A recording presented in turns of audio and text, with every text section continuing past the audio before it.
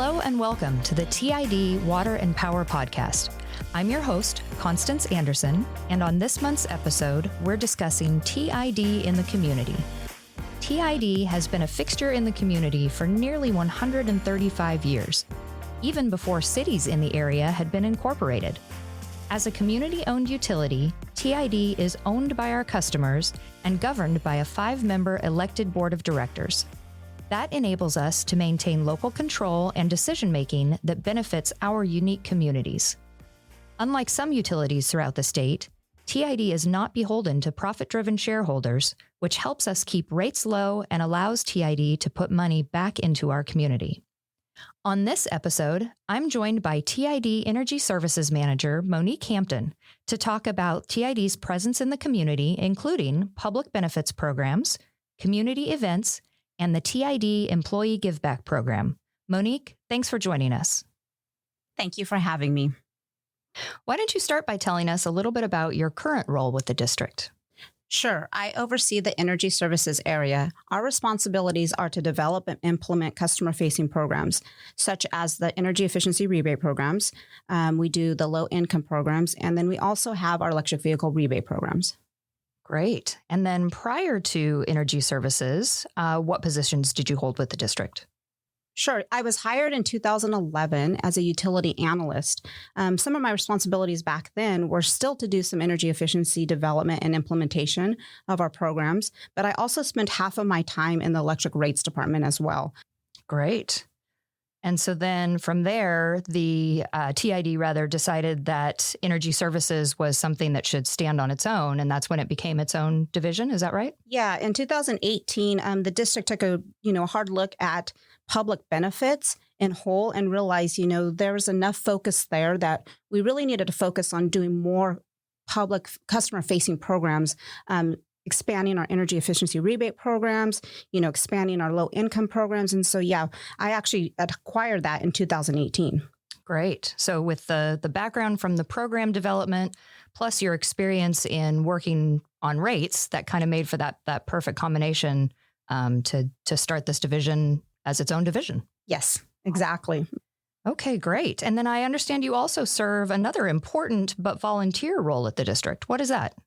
Yeah, in 2019, we actually formed Team TID, and I'm currently the president of Team TID, our steering committee. Perfect. And we're going to talk a little bit more about Team TID a little bit farther into the podcast, so we'll come back to that one. All right.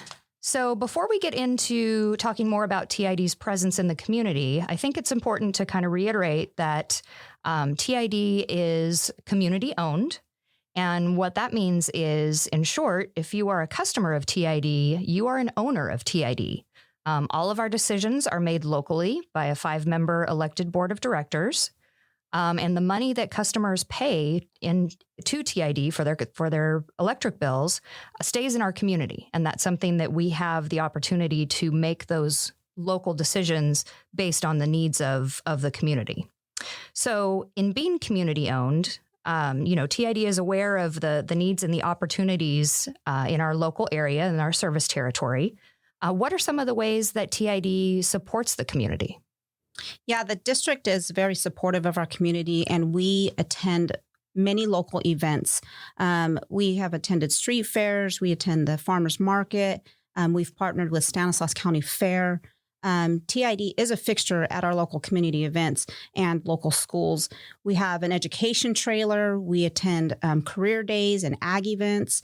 TID has even gone as far as we partner with our local community groups such as South Modesto Partnership and Salvation Army and the Central Valley Opportunity Center. In addition, we have the Swim for Free program to promote water safety in our community. TID is very involved in our community, and we continue to do as much as we can. Awesome. And involved in the community and in a number of different areas of the community. So that's great. Okay, so now let's talk about public benefits. Public benefits is a charge that appears on every TID customer's bill, but I have a feeling that not everyone knows exactly what that is or how that money is used. What can you tell us about public benefits? Sure. This was a state mandate that was signed into law in 1996. All of our ratepayers do pay into public benefits. On their bills, you'll see a 2.85% surcharge that all of our ratepayers pay. And part of the mandate was that we have obligations to spend those funds on 4 different types of expenditures. The 4 different categories are energy efficiency, low income, renewables, and research, development, and demonstration. And that is what the Energy Services Division actually does, is create programs and services that takes those funds and, again, tries to give it back to those customers. Great. And I think one category that you mentioned was low income programs. Can you tell us about TID's assistance programs in that area? Sure. TID offers our low income payment assistance programs, also known as CARES. What that is a discount on the customer charge and a percentage off their kWh usage each month. That's an income-based program, and the income guidelines update annually. So we really encourage our customers to apply to be on our CARES program. And when you say kWh, what does that refer to? That's the kilowatt hours. You'll see that on your bill, and actually that's how much energy is being used each month. We also have our TID medical rate program, and this is a program that's available for those who have specific medical equipment needs in the home. And so that's also offered to our customers. And then lastly, we have our weatherization program. This too is an income-based program, and it provides energy efficiency measures in the household at no charge to the customer. Excellent. And all of these programs, or the 3 that you just mentioned, have very specific qualifications. If a customer thinks that they might qualify for these programs, how can they enroll? Yeah, sure. Customers are more than welcome to visit our webpage or give us a call. We encourage all of our customers to participate in many of our programs. So we have a lot to offer, and we think we have programs for everyone. Great. And that website that folks can go to check out more about the programs is TID.org. What are some of the other ways that TID commits public benefits funds back to the community? Yeah, TID has a very expansive energy efficiency rebates program. Those are all funded by public benefits. Our rebates are offered for our residential and our commercial customers. Since 2001, TID has saved over 159 million kilowatt hours. And just to put that in perspective, if we took an average household, on average, we would have saved 15,000 homes worth of electricity over 1 year. Wow. So the amount of electricity that would have been used by 15,000 homes in a year, that is the total amount that TID has saved in issuing these rebates or offering these rebates to customers. Correct. Wow, that's incredible.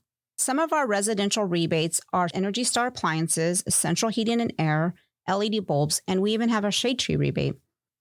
We also have commercial rebates, such as lighting improvements, dairy fans, and refrigeration.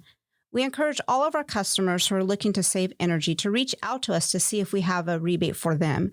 We also have custom rebates that we're able to do for the customers looking to save energy. And are there any rebate changes or new rebates coming in 2022? Yes, we are excited to bring 2 new programs to our portfolio. We will be offering a window replacement and induction stove rebate in 2022.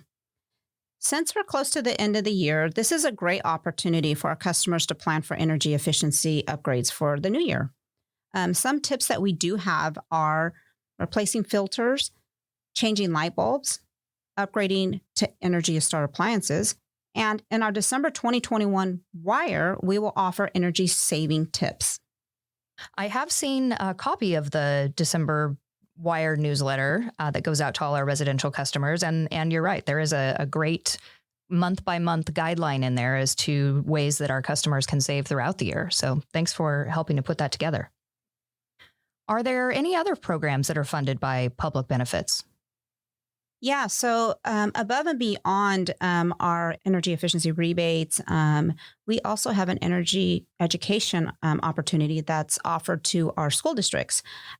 We partner with a company called Tinker, and Tinker has been kind enough. They have a curriculum that's set up for teachers. It's pretty turnkey. The teachers implement the curriculum, and the kids get a take-home kit that has some energy efficiency measures in it, which they can take home to their families and do the projects with them at home.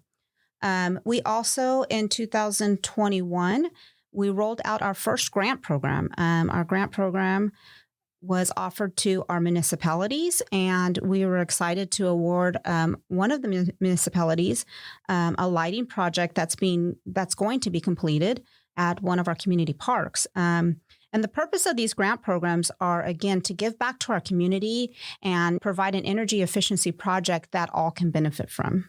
We also have in a spring of 22, we're going to be rolling out our nonprofit grant program opportunity as well. Scenario very similar to what we did with the municipalities. We're looking for those energy efficiency projects that the nonprofits can do, but we see the community will actually see the benefits from it. Okay, so how does TID determine what programs are offered year to year? Yeah, that's a good question. One of the challenges that energy services, is up against is adapting and evolving as technology changes. You may recall that we once had CFLs and now we're into LEDs. We're always trying to learn what new technology is out there, offer rebates for the newer technology, and pretty much, meet our customers where they're at to try to meet their needs. One thing that we had to adapt through is COVID. So one of the things we did do to make it easier to apply for our CARES program, which is our low income program, we put that online so customers can apply online.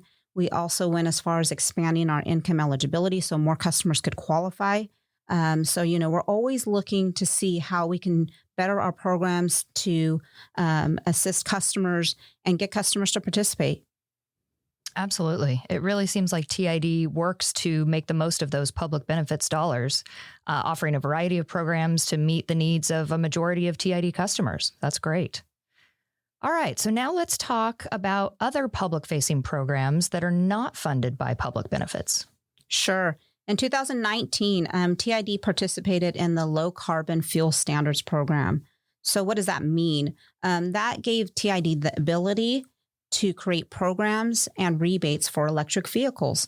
In 2019, we started offering our residential electric vehicle rebates as well as the EV charging rebates. We created commercial rebates for our commercial chargers and for our commercial forklifts. Since then, we continue to expand our programs. We offer commercial fleet rebates. We're looking into expanding into DC fast charger rebates. So TID is very much evolving into the electric vehicle arena, as we know that's part of the future. In 2022, TID is looking to actually install our TID-owned EV chargers available to our public. Great. And now the rebates that TID provides in the way of electric vehicles and electric vehicle chargers, that doesn't come from public benefits funding. How does TID pay for those rebates?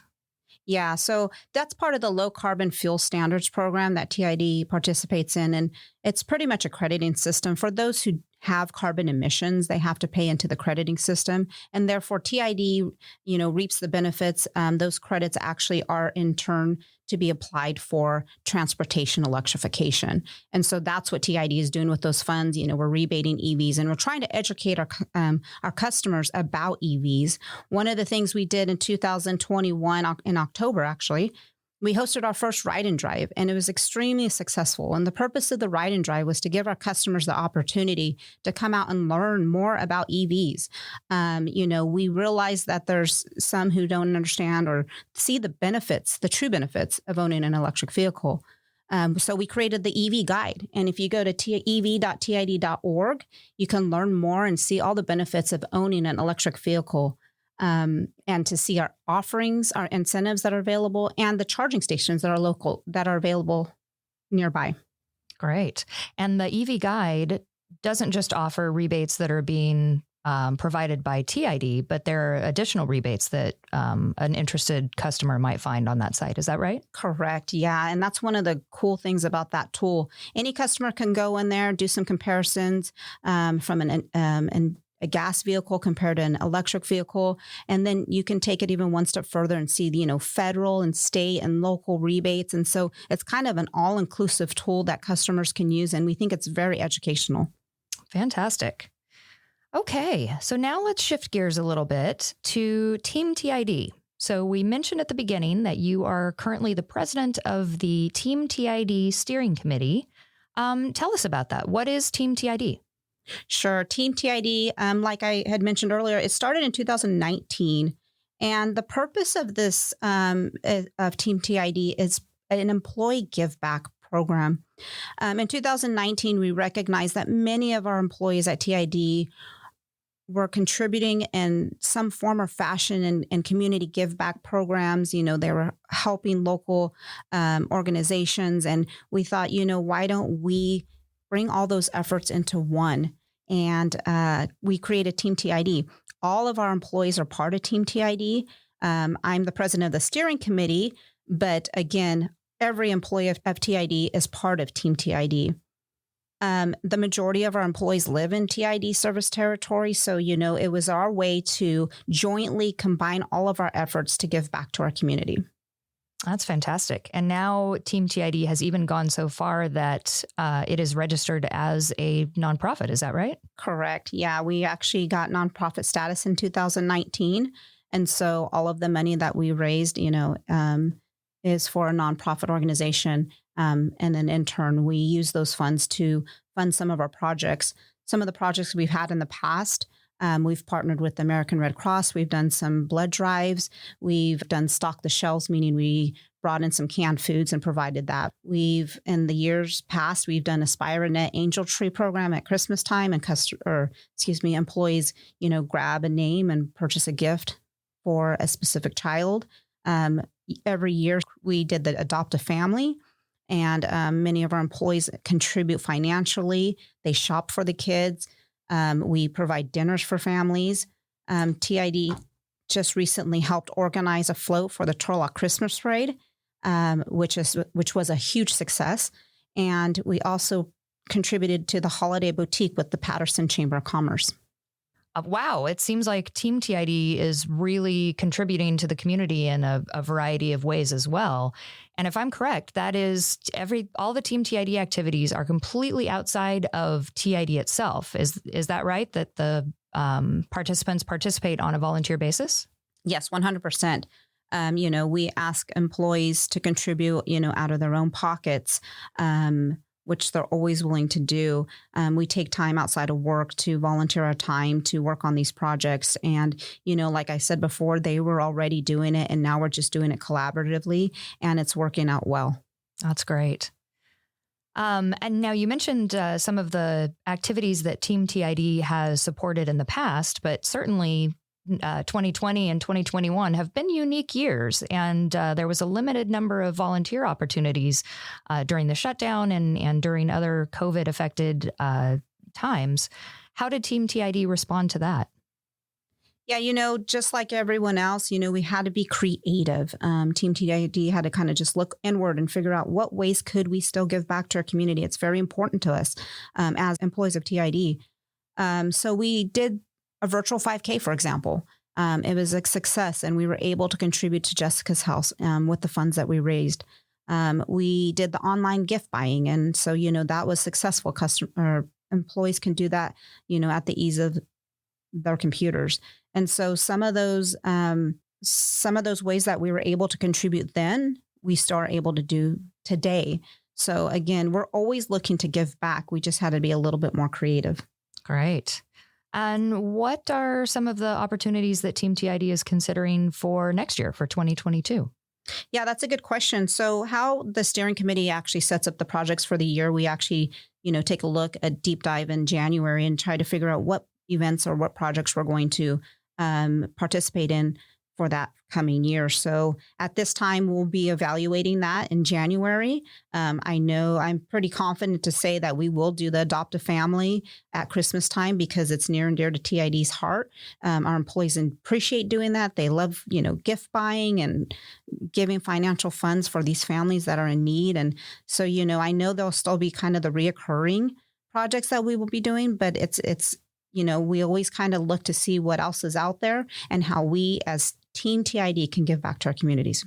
Great. And you mentioned that every TID employee is a member of Team TID. Does every employee then have the opportunity to bring forward suggestions as to programs that Team TID will support for the year? Yes, and we encourage our employees to bring some suggestions to the steering committee. We've had some great ideas and we've implemented some of them, and we look forward to, bringing some of those projects that employees may have. We're looking forward to seeing them because, that gives us the opportunity to kind of spread the wealth, if you will. Excellent. All right. Clearly, TID and Team TID regularly do a lot for the community and are truly interested in finding the need in the community and then creating a project or a program around meeting that need, which is great.